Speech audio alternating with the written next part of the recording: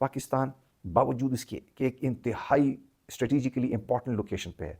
हम south Asia और central Asia के दहाने पे मिडिल ईस्ट, एक तरफ middle east, central Asia, south Asia, ये जो सेंट्रल एशिया के जो रिजर्वायर है ना, इससे पूरी दुनिया मुस्तफ़ीद हो रही है। 3 कॉरिडोर में एक्सेस हैं। आप देखें कि ये वसाइल सेंट्रल एशिया के पूरी दुनिया में जा रहे हैं। Pakistan is at the door steps. Pakistan बदकिस्मती से महरूम है। ये है वो है lack of that charismatic leadership, जिसकी वजह से हम कभी मटेरियलाइज नहीं कर सके। हम छोटे छोटे फ़ायदों में कर्जे ले लो अमरीकियों से, ठीक है, IMF से कर्जे मिल गए पिछले 30-40 सालों से, लेकिन हम अपने कभी भी कोर इंटरेस्ट को प्रोटेक्ट नहीं कर सके, क्योंकि कोर इंटरेस्ट का हमें अदराक ही नहीं है। या तो हम, वही बात है कि करप्शन इतनी सराहियत कर गई है कि हम कॉम्प्रोमाइज़ कर लेते हैं अपने कोर इंटरेस्ट पे, या फिर हमें अदराक ही नहीं है। इनकेपेबल लीडरशिप है। बिस्मिल्लाह रहमान रहीम। मैं हूँ शाहिद आफरीदी, आप मेरा चैनल देख रहे हैं पावर टॉक्स। इस जंग की वजह से और ख़ास तौर से अमरीकी ब्लॉकेड ऑफ ईरानियन पोर्ट्स की वजह से जितने कंटेनर्स पाकिस्तान में कराची पोर्ट में हज़ारों की तादाद में वो स्ट्रैंडेड हैं, फंसे हुए हैं, उनको पाकिस्तान ने ज़मीनी रास्ते से ईरान की तरफ रवाना करने का प्लान किया है। 2 बड़ी अहम क्रॉसिंग्स हैं, एक ताफ्तान है और दूसरी है गबद। अब इनके ज़रिए ये प्लान मुरतब हुआ है, क्योंकि ये अगर इस्टेब्लिश होता है और तो that will bring phenomenal growth और अपॉर्चुनिटीज़ फॉर पाकिस्तान, और ये मुस्तकबिल की तरफ भी एक बड़ी अहम पेशरफ्त हो सकती है। देखिए, पाकिस्तान एक एनर्जी स्टार्विंग कंट्री है। हमें एनर्जी का अगर तो सद्दबाब हो चुका होता, अगर हमारे पास कैरिज्मेटिक लीडरशिप होती, ऐसी लीडरशिप होती जिनका एक शऊरी तौर से वो फ्यूचर में देख सकते हैं, फोरसाइटेडनेस जिनकी होती, तो आज ये दिन हमें ना देखना पड़ता।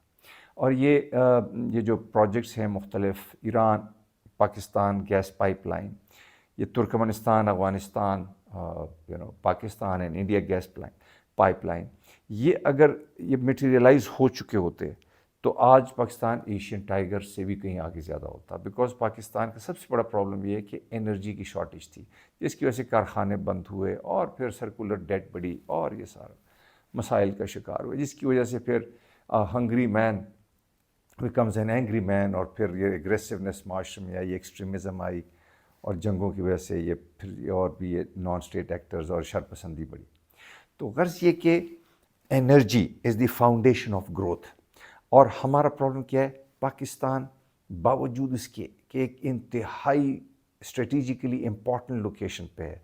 हम साउथ एशिया और सेंट्रल एशिया के दहाने पे मिडिल ईस्ट, एक तरफ middle east, central Asia, south Asia, और इतनी एबंडेंट अपॉर्चुनिटीज़, बेइंतहा वसाइल जो कि सेंट्रल एशिया में है, मिडिल ईस्ट में है, लेकिन पाकिस्तान उससे महरूम है। अब सेंट्रल एशिया की मिसाल देख लें। अभी कज़ाकिस्तान, तुर्कमेनिस्तान, ये एक माला माल हैं, ये 2 ममालिक, ये नेचुरल गैस, और कज़ाकिस्तान में तो तेल भी है, इससे ये माला माल है, और ये बदकिस्मती से पाकिस्तान महरूम है। बीच में थोड़ा सा रास्ता है, जो पैच है, जो डिस्टर्ब रहा है अफ़गानिस्तान, जिसकी वजह से हम कभी भी मीनिंगफुल कोई ऐसे इक़दामात नहीं उठा सके जिससे हम इससे मुस्तफ़ीद हो सके।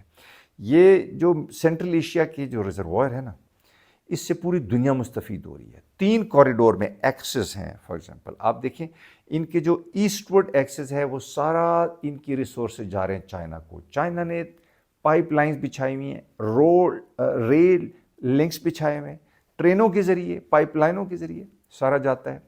दूसरा इनका है नॉर्थवर्ड्स, यानी रशिया की तरफ। आप इमेजिन करिए, रशिया के पास खुद बेपनाह वसाइल हैं गैस और तेल के, लेकिन वो सेंट्रल एशिया से भी ले रहा है। अच्छा, फिर तीसरा इनका तुर्की और यूरोप की तरफ वेस्टवर्ड्स है। तो वेस्टवर्ड्स, नॉर्थवर्ड्स एंड ईस्टवर्ड्स, और वेस्टवर्ड जो है तुर्की और यूरोप की तरफ सारा जा रहा है। आप देखें कि ये वसाइल सेंट्रल एशिया के पूरी दुनिया में जा रहे हैं। Pakistan is at the door steps. Pakistan बदकिस्मती से महरूम है।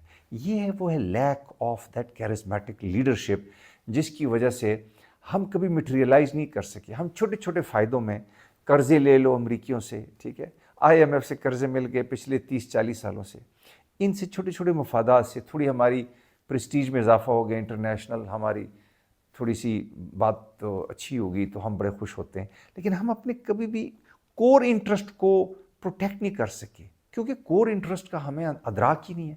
یا تو ہم وہی بات ہے کہ کرپشن اتنی سرایت کر گئی ہے کہ ہم کمپرومائز کر لیتے ہیں اپنے کور انٹرسٹ پہ, یا پھر ہمیں ادراک ہی نہیں ہے. انکیپیبل لیڈرشپ ہے جس کو وہ فور سائٹڈنس نہیں ہے ہی نہیں کہ جو ہمیں بھئی مجھے کیا چیز میری ایکچوئل گروتھ اور اسٹیبلٹی کو کیا چیز پروٹیکٹ کر سکتی ہے.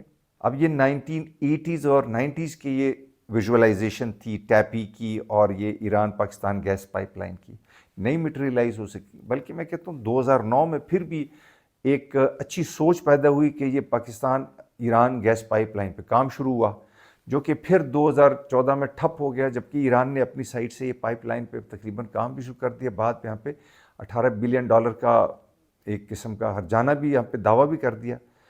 تو یہ 2014 کے بعد پھر جو سکسیسو گورنمنٹس تھی وہ they could not materialise the project.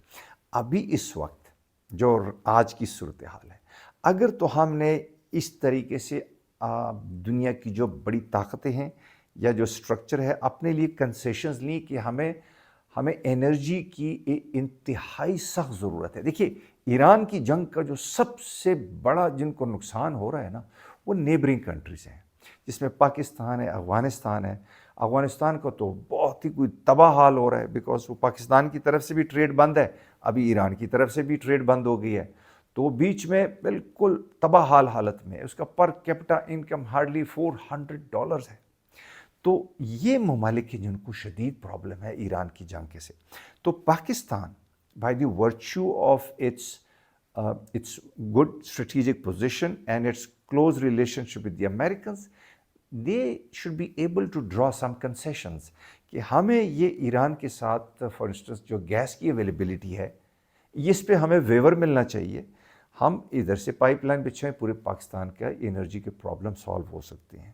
یا ایون یہ جو ایک انیشیٹو ہے کہ ابھی یہ جتنے بھی ٹرانسپورٹ یہ کنٹینرز موو کر رہے ہیں, یہ بھی اگر جاتے ہیں تو سرٹنلی اس سے بھی شاید کوئی ٹریڈ میں بہتری آئے, یا ہمارے یہ جو ایک اس خطے میں ایران پہ سینکشنز کی وجہ سے جو پاکستان کا ایران کے ساتھ تجارتی تعلقات بحال نہیں تھے وہ بحال ہوں, تو ہو سکتا ہے اس میں کوئی بہتری آئے. اور امید رکھتے ہیں کہ ہماری جو لیڈرشپ ہے اس میں بھی یہ احساس ہوگا کہ ہمیں اپنے لانگ ٹرم انٹرسٹ کو بھی پروٹیکٹ کرنے کے لیے نیو امیجنیشن, نیو پلاننگ اور نیو ریلیشن شپ بنانے پڑیں گے. تو I hope that discussion was useful. اپنا بہت خیال رکھیے. سی یو اراؤنڈ نیکسٹ ٹائم.